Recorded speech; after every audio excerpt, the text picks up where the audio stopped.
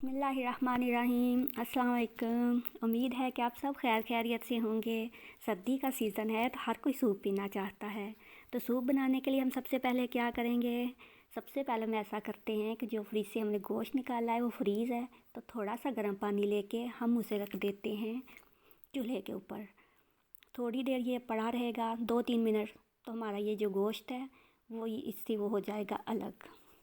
क्योंकि फ्रीज़ हुआ गोश्त है, हमने अलग अलग पैकेट बना के रखे होते हैं।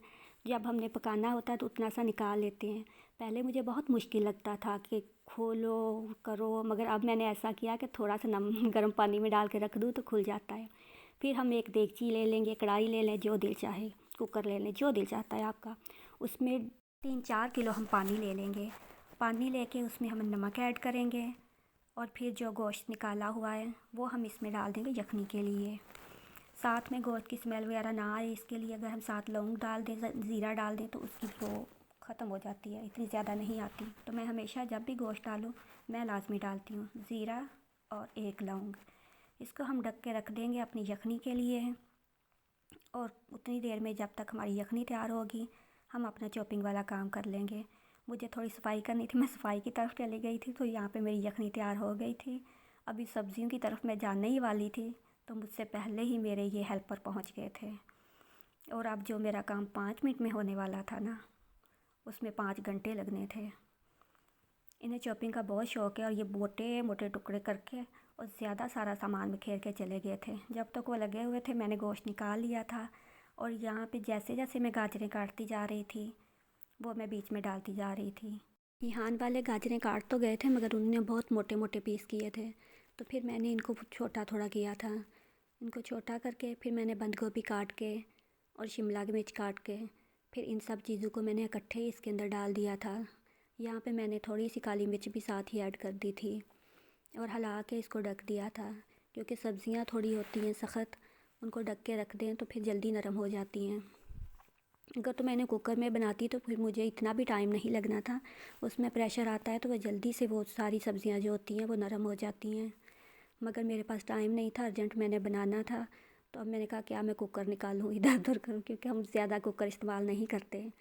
मटर निकाल के धो के तो फिर ये भी मैंने इसके अंदर डाल दिया था। यखनी पक रही थी मेरी और साथ खुशबू आ रही थी बहुत प्यारी।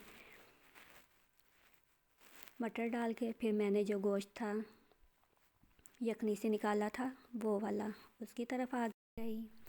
गोश्त के रेशे करके यहाँ पे हम ये भी डाल देंगे हम कढ़ाई के अंदर, जिसमें पहले हमने सब्ज़ियाँ डाली हुई हैं। और फिर नमक इसमें और मिर्च चेक करके अपने हस्बे ज़ायका डाल लेंगे। काली मिर्च मैंने पहले भी डाली थी, मुझे थोड़ी कम लग रही थी तो मैंने और डाल दी। हस्बे ज़ायका डाल सकते हैं यहाँ पे।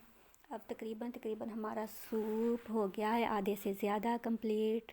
अब डाल देंगे हम इसमें 2 चम्मच कॉर्नफ्लोर डाल के तो फिर हम अच्छी तरह से हल करके रख देंगे साइड पे।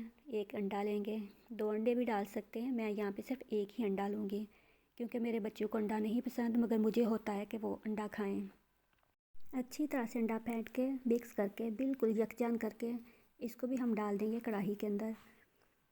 कॉर्नफ्लोर डाल के फिर हमें अच्छी तरह से उसे हिलाते जाएंगे ताकि गुठलियाँ ना बने, और अंडा भी साथ डाल के उसको हिलाते जाएंगे।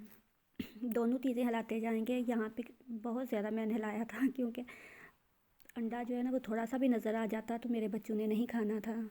कॉर्नफ्लोर से ज़्यादा तो मैंने अंडे को यहाँ पे हिलाया था। ये पहुँच गया मेरा शहज़ादा मेरी हेल्प करवाने। कॉर्नफ्लोर और अंडे को अच्छी तरह से मिक्स करके यहाँ पे मुझे चाहिए था 1 चुटकी गरम मसाला। गरम मसाला था नहीं तो उसके लिए मैंने ऐसा किया कि फटाफट से थोड़ा सा मसाला जो था वो मैंने कर लिया ग्राइंड।